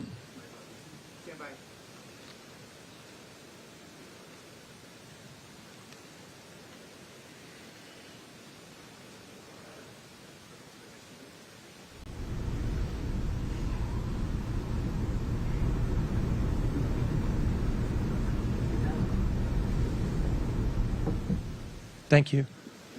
So in this slide right here, you can see the differences between what we call a navigational display that has TCAS on the left, and on the right, what we call this the aircraft guidance display. And between the two, there's differences. On the TCAS, you don't get directionality, so the arrows that you see on this screen are not the direction of the aircraft. It is just the fact that it's either climbing or descending. I can't tell you what direction those aircraft are going, but if I look on the right side, I can see the directionality of my aircraft in relationship to the directionality of the aircraft around me. I can see the range. In this case, it's at 2.5. And then I can also see that the flight ID, so I can positively identify the aircraft that are around me with the flight ID plus altitude to my altitude relational. So let me follow up with how would you contrast visually acquiring a target with your guidance display versus a standard TCAS display? Well, this aircraft guidance display gives me instant information about the aircraft around me so that I can make different decisions. In this case, had the helicopter had this in front in their forward view and able to use this, and had the controller given the clearance pass behind 5342. If 5342 was up there, I could have positively identified 5342, and the helicopter would have known at that point that it was going directly towards that aircraft and needed to do a slight left turn.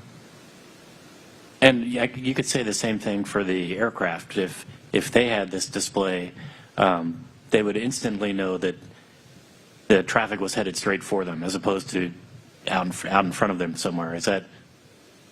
So this is not a traffic collision avoidance tool like Dr. Kunze had talked about. This is more in the realm of helping the controller find where or helping the controller give clearances, and with those clearances, the pilots can make better decisions. So in this case, for the PSA aircraft, it was on a short final. Their attention would have been outside of the aircraft, looking at the runway. And so in this case, at that point in time, I would not consider this a tool that would effectively avoid a collision, just given the facts of this collision. Okay, let's shift gears again a little bit to the last couple of days. We've been talking a lot about time-based flow management and how that works with air traffic control. And can you describe, as it is today, the pilot's role in time-based flow management? Sure. Pretty much a pilot's role is nothing. We don't do anything when it comes to that. Okay, so basically you're going to get controller instructions to maintain a speed or fly heading if you need to do a path stretch or something like that. So basically you're not involved in traffic flow management at all in today's world. And so my next question is, with the system that you have on your aircraft, do you have the ability to be a participant in the traffic flow management system, and how do you do that? How could it work? Correct. And if you pull up the same exhibit, slide 5, one more. Perfect. So this is the beauty of this technology, and that is that today a pilot is pretty much blind to their surroundings and to what's going on, and the controller leads them by the hand and tells them what to do, and the pilot does it.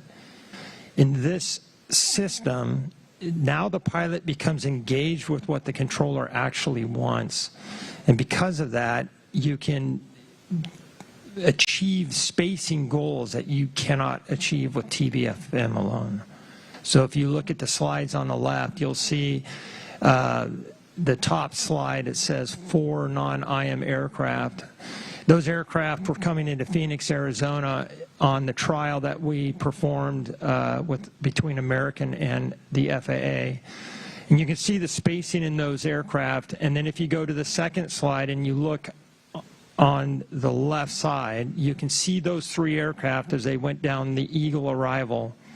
And their spacing is 5.8, 7.6, 6.4. If you go to the other on the slide 2 still, on the right-hand side, you'll see those are 4 IM aircraft that are just starting to get lined up. Same controller working all of those aircraft. And can you tell us what IM is? I'm sorry about that. Interval management is IM. On the third slide, you'll see that those IM, interval management aircraft, the spacing of those aircraft is much more consistent, and it leads to better predictable spacing within the NAS. This is the extent of our trial, how far we were able to get. Unfortunately, the funding for that trial has been discontinued, and we were not able to continue the research that we were doing, and so the next step would be that we integrate TBFM sequencing so that the aircraft would have the necessary spacing, so when they enter the terminal area, the controller now, we could actually set it up where we would have breaks in this traffic so that they can sequence another class stream in the terminal area. So what we're trying to do with this technology is take the actual Good morning, everybody. Right now, it is 10:36 on a Friday morning. You're watching Live Impact News on WCNC Plus.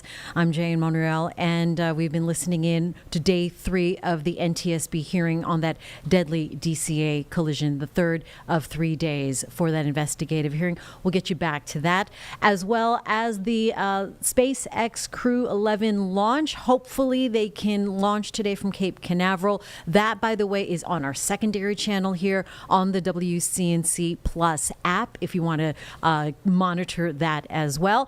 But right now we are covering Panthers training camp, and on the phone with us is Nick Carboni. Is this the last day, Nick? Oh, no. It's the last day of really not even the last day of the week. We've got FanFest tomorrow night, which is in fact a practice, and it will actually be a padded practice. Then you've got next week through the Friday night home preseason game against the Browns. There will be a joint practice with the Browns on Wednesday. And then the following week, you'll have the lead up to their preseason road game at the Texans. Camp technically breaks as they go to Houston for that Texans game and a joint practice down there Then they come back and prepare for the third preseason game. And I guess that's not technically training camp anymore. That's just kind of practice and preparation. It kind of phases into regular season practice towards the end of August. So we are maybe halfway through, but not quite. Oh, wow. Already so busy. Nick Sturdivant is also here in the Live Impact studio, Carboni, and, he needs to weigh in because he had I need to weigh in. He needs to. He had a break yesterday as well, so I know you're jonesing. You're jonesing to pick Carboni's brain. Carboni, I got a couple of questions. It's a two-part question. So one, any signs of rust with that day off? And then two, how are the guys feeling? I mean, next week, you said next Wednesday they have joint practice with the Browns. I mean, I know it's got to be good to thud it up with another team. Yeah, it will be. And that's where we're going to be able to glean quite a bit, especially when you see the Panthers offensive line go up against the Browns defensive line, vice versa. Panthers quarterback Bryce Young going up against another team's defense. Carolina's defense, which hopes to be much improved, going up against the Browns, who are going to bring in Shedeur Sanders, Joey Flacco, and Kenny Pickett. So a chance to eat, as they say, Nick. But yeah, I don't see a lot of rust today. I think it was a nice recharge day yesterday. You come out here and, we always look at, who isn't practicing? Who's absent? Well, the first thing I noticed that was absent from today's training camp practice was the sun. And I think everybody will take that. It's nice and overcast. There's a breeze. You can tell that cold front is about to come through. So I think that's, even allowing for a little more recovery. And, it should still be a pretty intense day today. The pads are on, so we'll see what happens in team drills. But a nice and needed break from the heat and absurd humidity we've had around here lately. Yeah, the energy's got to be much better today. Sort of it. Yeah, I think the energy has been good. It's you feel it a lot more when it's intense, and it's probably a lot more draining when it's that intense in a padded practice when it's hot and humid. So it should be a little bit easier for these guys to cut through the air today. Carboni, do we expect to see Bryce play a lot more in the preseason? Because the past couple of years we haven't, and it's not just a Panthers thing, it's like all across the league, but we see these quarterbacks, man, they start out slow when they don't get those reps in real game time action. Yeah, I'm almost, it's like waiting to see who blinks first, the media or Dave Canales, when it comes to whether or not Bryce Young will play in the first preseason game and how much he will play in the preseason. And that was a huge storyline last year, and Dave Canales chose to have Bryce Young take limited snaps in the preseason. They go down to New Orleans for week 1, and he clearly gets overwhelmed right away.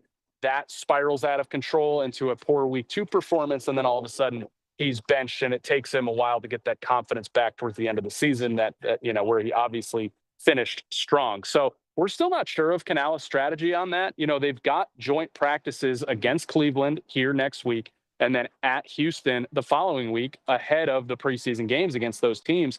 And a lot of times coaches in the NFL, and Dave Canales included, will view those joint practices as the heavy workload for the quarterback. And it's also a little bit more controlled that, in the game, even in preseason, that defensive line can tee off on the quarterback. In practice, even joint practices, they cannot. You can also control things like the situation. So, you may get into a preseason game and throw Bryce Young out there for a series or two, but if he doesn't have a lot of, third and longs to work with, or they go 3 and out both times, then what did you really accomplish? In a joint practice setting, you can say, okay, this is 3rd and 5. We need this. And you can do that over and over again for 2 hours. So I would be surprised if Bryce Young doesn't play a little more than he did last preseason, honestly, just given the perception and given how he started last season after being so limited in those games. And I think about, I'm jumping ahead, but I'm thinking about the Texans, and obviously CJ Stroud comes to mind. And I just feel like it's just going to continue to be a theme between Bryce and CJ. I know CJ was highly touted as potentially being that pick for the Panthers, but he ended up going to the Texans. It's not really a question, but I know you're kind of thinking about that too, Nick. Nick, you're ahead of me, man. We need to get you down here. Yeah, that's going to be a great storyline that week. They're going to be compared to each other for their entire careers. And obviously early on in that comparison game, Bryce Young, the number 1 pick, has not looked as good as the number 2 pick, CJ Stroud. But I think Bryce Young did a lot of catching up towards the end of last year. C.J. Stroud didn't have as good of a second season as he had a rookie season.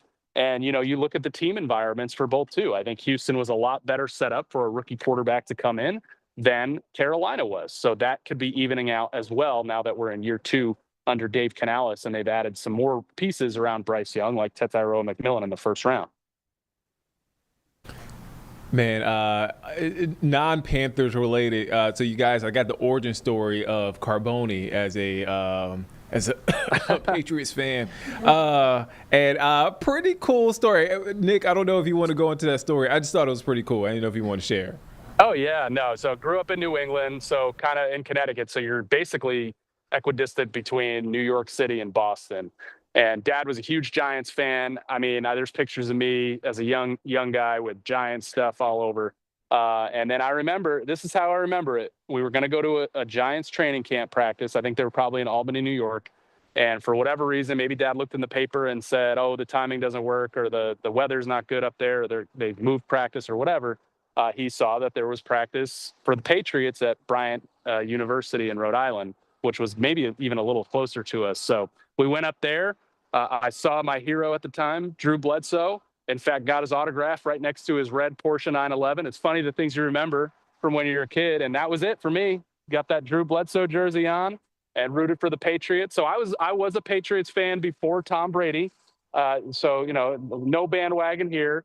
But we enjoyed some great years, and not really a huge fan of any team in the NFL just because I cover the league, and I could tell you way more about the Panthers roster than the Patriots roster at this point. But I do pull for Drake May, having covered him in high school here at Myers Park. So that's the story of my Patriots fandom. My dad's also a Yankees fan. I ended up a Red Sox fan because I was going to games when they were, pushing for their first World Series in 86 years. So Dad's still shaking his head over those two things. That's so fun. That's a good story. And for the kids out there, Drew Bledsoe was the man. Took the Patriots to the Super Bowl. They lost to Brett Favre and the Packers. Just want to throw that out there. I know this Tom Brady thing is going around. And yeah, I mean, he's a big deal, but Drew Bledsoe was a big deal as well. Yeah, that's for sure. Oh, yeah, he was the guy. And if you're about 40 years old from New England, you had a Drew Bledsoe jersey in middle school. I guarantee it. I guarantee it. Awesome. All right, Nick, what are we going to look forward to today, end of week 1, full week of training camp?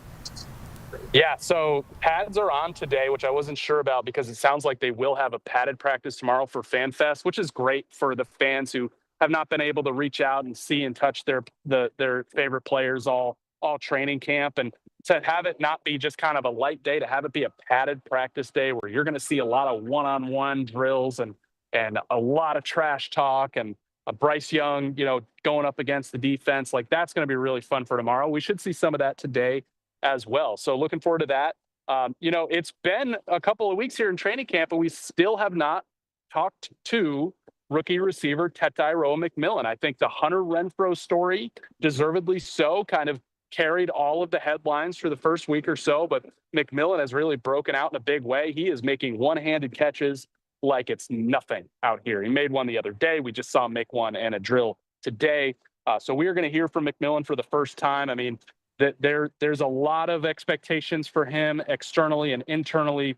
All the reports so far are really, really good. He rarely dropped a pass in college. He dropped the pass out here the other day, guys. He responded and caught 5 or 6 in a row, including that one-hander, which, I mean, the degree of difficulty on that one was about 10.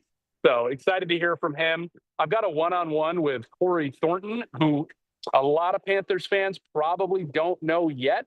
He was an undrafted defensive back out of Louisville. He is looking the part of a guy who can make this team, and I can't wait to kind of dive into the mentality of a guy like that who is such a long shot to make an NFL roster, waking up every day and getting into this field and knowing he's got to prove himself, and so far he has. So that's going to be kind of our coverage tonight at 4, 5, and 6, and again here at 3:30 on WCNC Plus.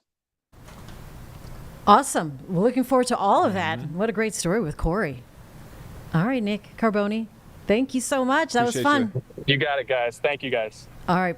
Thank you. We'll see him at 4. See you at 4 Sturt event. Or I don't know. We're going to see you a little bit later on. We're seeing you right now. We'll see him here. We'll see you We'll see here you at 12:30. 12:30, yeah, I'll be here. All right. What'd you discuss in the editorial? Oh, okay. I brought my list today. Okay. Give me a second. Good job. I'm trying to give stall music right now. I got wrapped up in Panthers coverage. You can take your By time. the way, while you are looking for that, the launch is happening, scheduled to happen at 11:43, That's so right. just less than an hour. Cool. SpaceX crew for the International Space Station. They had a scrub yesterday, so they Minute to are launch, they had a looking scrub. a minute Minute to to- a launch. minute So to you don't launch. know until you absolutely see the I mean, until you see it actually the take off. thruster and off the launch pad there at Cape Canaveral. So less than an hour away from SpaceX launch. Hopefully we will get to see that. There's the pad. There's the actual launch pad. All right. So live picture right now from Florida. 40% chance that it might be scrubbed. I believe James said. He is our resident everything space Weather. aeronautical Galactic producer. expert. Transportation. weather. Everything. Sure. Trains, planes, rockets, anything like that. Maybe boats. maybe boats. I do have my list up. All right. Okay. Bring it. We are weather alert Sure this are. evening, so working on getting Brittany Van Voorhees back here this afternoon. Just to give us an update on the forecast. Also, we're going to talk about some South Carolina tax-free weekend stuff. It starts today. Okay, like when is it? Today, Today. through Sunday. Yay. It's go back to school in South Carolina. Where not all districts. What in South can be Carolina. covered?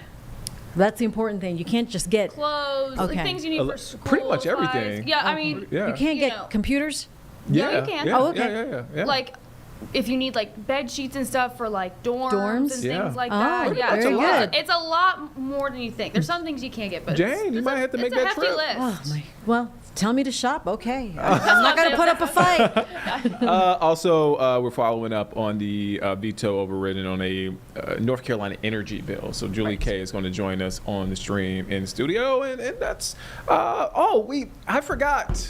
We have a 1 p.m. Oh, yeah, live that's right. interview with Adrian Crutchfield, who we learned is the cousin of CeeLo Green. Right. CeeLo Green. And they are performing together at the newly renovated Carolina Yep, Theater. beautiful theater. Fun. Next week, August 8th. All right, saxophone player, right? Last saxophone is for Prince. For Prince, That's who is I have so many questions. who is my guy. Yeah, you. I'm love not going to Prince. be here at 1. Are you wearing? Oh, I thought you were wearing purple. It I was looks about to say, purple. wow. No, I'm a big blueberry right now. I have purple.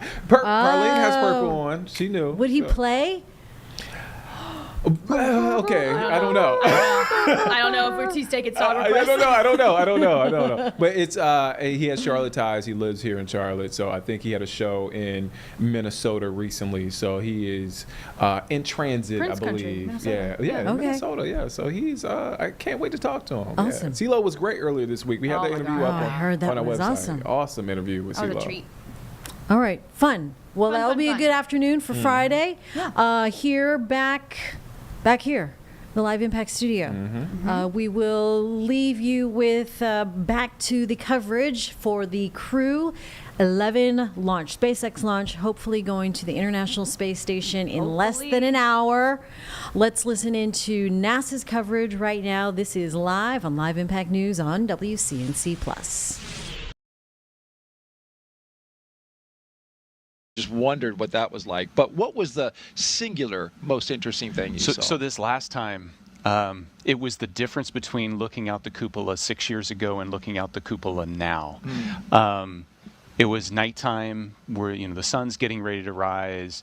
You can see stars all over the place, and I start to see these streaks of light, and it's like fireflies on the horizon. And what it was other satellites.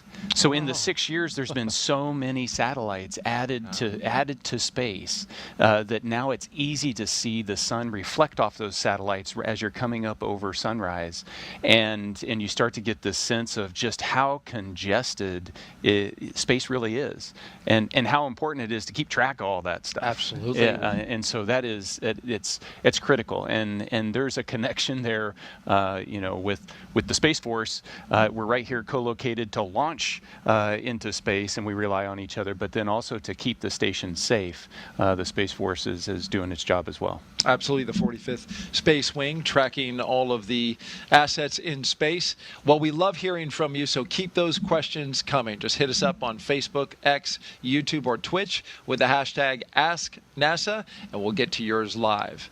T-minus 51 minutes and counting now till liftoff, so let's head out to NASA's Tony Jaramillo, who is standing by live at one of the best viewing spots here at Kennedy. She's joined by NASA's Acting Associate Administrator, Vanessa Weich. Tony. Hey, thanks, Daryl. That's right. We are out here once again in an amazing viewing location where we can see the rocket at the launch pad. Off to my left here, joining me is Vanessa Weich. Vanessa, you know, we saw you at crew walkout yesterday and also out there today. Did you have a chance to speak with the crew before they headed out to the launch pad? You know, anything that you told them? Well, you know, yesterday I had the opportunity to kind of say, you know, hey, we're very excited. We wanted to tell them they were all here. We're cheering for them and excited about their launch.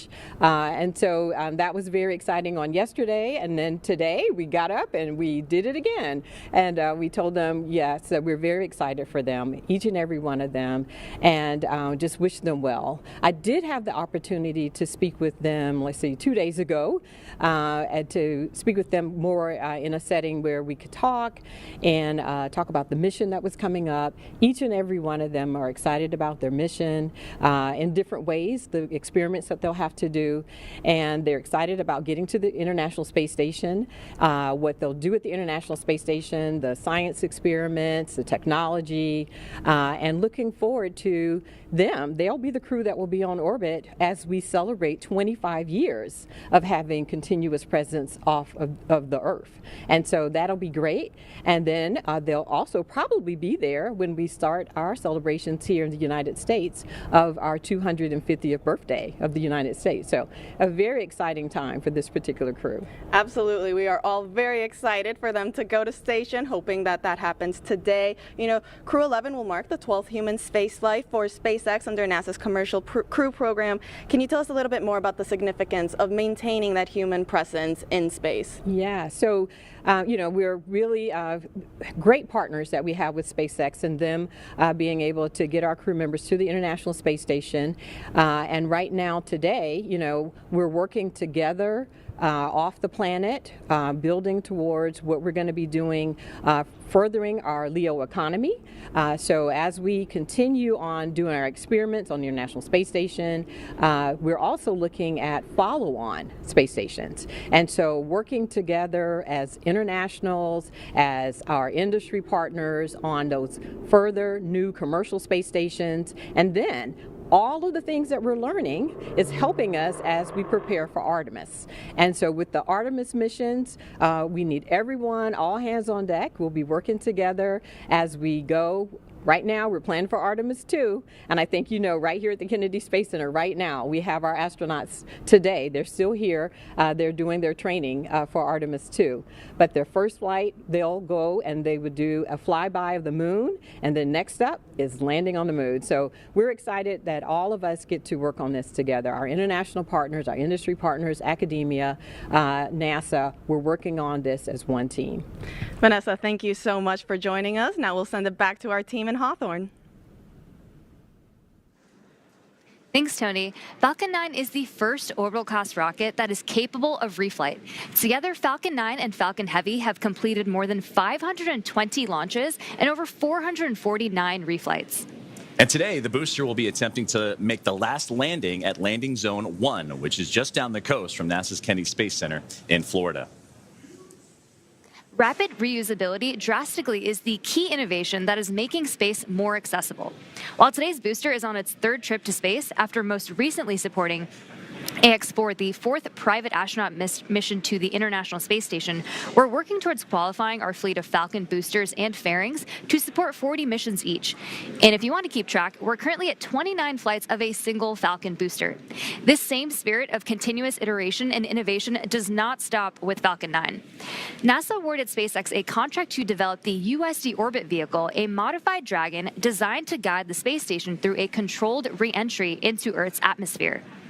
And when the time comes and the International Space Station reaches the end of its orbital life and mission, Dragon will help achieve a safe deorbit. And another innovation SpaceX has been working on is the intravehicular spacesuits, or IVA suits, that astronauts wear during Dragon missions. Our team recently made some design upgrades to make the suit easier to get in and out of, and to make it easier to incorporate future updates. The new suits have height adjustability built in, so they won't need as much customization as with previous designs. Now you can see the crew right there. The one that's wearing this new suit is astronaut Mike Fink, which is the second one from the left. Today's mission, Fink will be the only one wearing this new suit as the Crew 11 pilot. And that said, we expect to see SpaceX's new IVA suit on all astronauts for Crew 12. But astronauts who have previously flown on SpaceX missions still have the option to continue wearing their original suits. And for the Crew 11 astronauts, they are staying comfortable in their suits right now as they prepare for liftoff while the clock continues to roll back. And we'll check in with Ronnie on the status of today's countdown. Thanks so much, Joseph. So we are coming up on just under 46 minutes to launch, and our teams are carefully moving through our pre-flight process. Next up in the countdown, we're going to hear SpaceX's launch.